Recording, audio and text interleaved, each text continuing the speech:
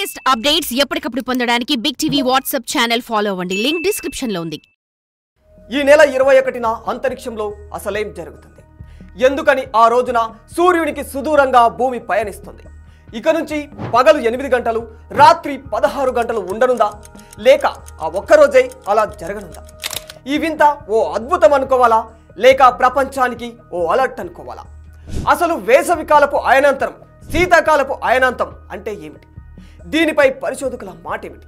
ఈ విషయాలన్నీ తెలియాలంటే ఈ వీడియోను ఎక్కడా స్కిప్ చేయకుండా చివరి వరకు పూర్తిగా చూడండి. అయితే సాధారణంగా శీతాకాలంలో పగలు తక్కువగాను, రాత్రి ఎక్కువగాను ఉంటుంది. ప్రతి సంవత్సరం వేసవిలో భూమి సూర్యుడికి దగ్గరగా, శీతాకాలంలో భూమి సూర్యుడికి దూరంగా కక్ష దిశలో ప్రయాణిస్తూ ఉంటుంది. ఈ ప్రక్రియనే వేసవికాలపు అయనాంతం, శీతాకాలపు అయనాంతం అంటూ ఉంటారు. ఈ ఏడాది శీతాకాలంలో డిసెంబర్ 21న ఓ వింత జరగబోతుంది.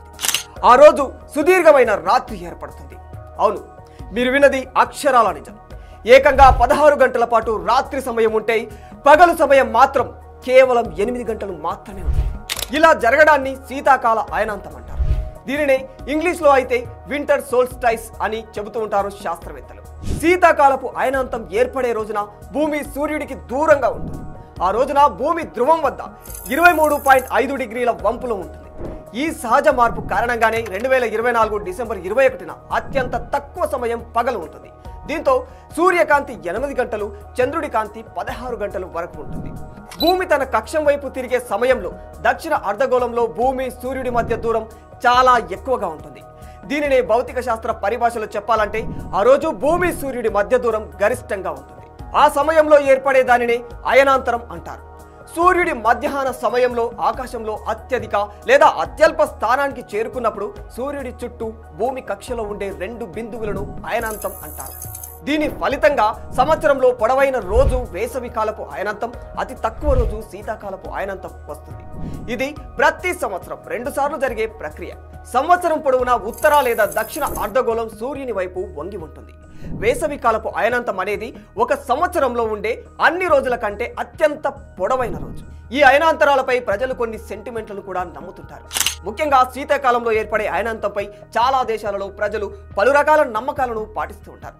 చైనాతో పాటు ఇతర తూర్పు ఆసియా దేశాలలో బౌద్ధ మతంలోని యంగ్ శాఖలకు చెందిన ప్రజలు ఐక్యత, శ్రేయస్సుకు ప్రతీకారంగా నమ్ముతూ పలు కార్యక్రమాలు జరుపుతుంటారు.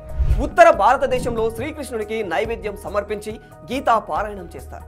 ఆంధ్ర, తెలంగాణ, రాజస్థాన్తో పాటు పలు ప్రాంతాల్లో పుష్యమాస పండుగను ఘనంగా జరుపుకుంటూ ఉంటారు ప్రజలు.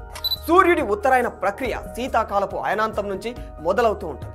అందుకే మన దేశంలో దీనికి ప్రత్యేకమైన ప్రాముఖ్యత ఉంది.